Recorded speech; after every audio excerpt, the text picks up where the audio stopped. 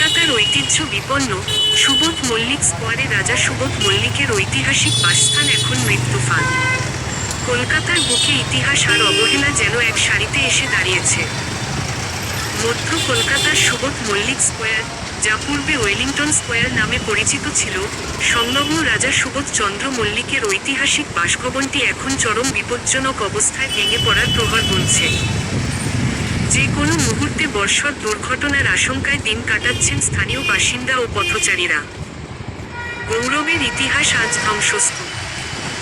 ঊনবিংশ ও বিংশ শতকের শুরুতে এই বাড়িটি ছিল বাংলার জাতীয়তাবাদী আন্দোলনের অন্যতম প্রধান কেন্দ্র।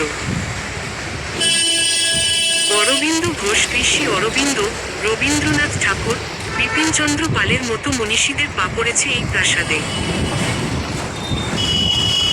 জাতীয় শিক্ষা পরিষদ, যা আজকের যাদবপুর বিশ্ববিদ্যালয়, গঠনে রাজা সুবোধ মল্লিকের অবদান ও এই বাড়ির ভূমিকা অনস্বীকার্য।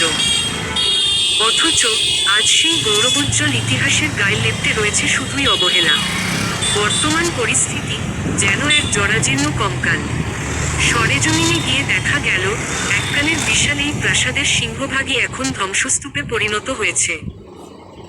ভাঙা ছাদ ও দেওয়াল, বাড়ির ভেতরের ছাদ ও বড় বড় থামগুলো ইতিমধ্যেই ভেঙে পড়েছে। বাইরের দেওয়ালের একাংশ বিপজ্জনকভাবে রাস্তার দিকে ঝুঁকে রয়েছে। গাছের জটলা, দেওয়ালের ফাটল ফুঁড়ে গজিয়ে উঠেছে বড় বড় অশ্বত্থ ও বট গাছ। শিখরের টানে ইট পাথরের গাঁথনি ক্রমশ আলগা হয়ে যাচ্ছে। পথচারীদের আতঙ্ক, বাড়িটির ঠিক পাশ দিয়ে প্রতিদিন অনেক মানুষ ও যানবাহন চলাচল করে। বর্ষার মরশুমে বা সামান্য ঝড় বৃষ্টিতে দেওয়ালের চাঙড় খসে পড়ার ঘটনা এখন নিত্যদিনের বিষয় হয়ে দাঁড়িয়েছে। হেরিটেজ তকমা বনাম আইনি জট।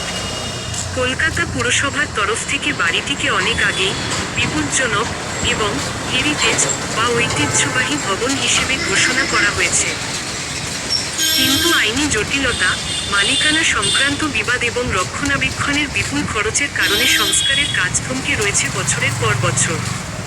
স্থানীয় এক বাসিন্দার কথায়, আমরা প্রতিদিন আতঙ্কে যাতায়াত করি।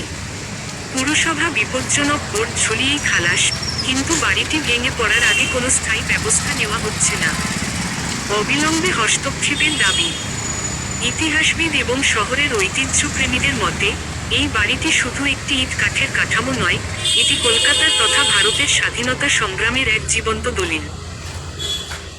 প্রশাসন যদি এখনই আইনি জট কাটিয়ে এটিকে সংস্কার বা অন্ততপক্ষে বিপজ্জনক অংশটুকু সুরক্ষিত না করে, তবে শুধু যে একটি বড় দুর্ঘটনা ঘটবে তাই নয়, কলকাতা চিরতরে হারিয়ে ফেলবে তার ইতিহাসের এক সোনালী অধ্যায়।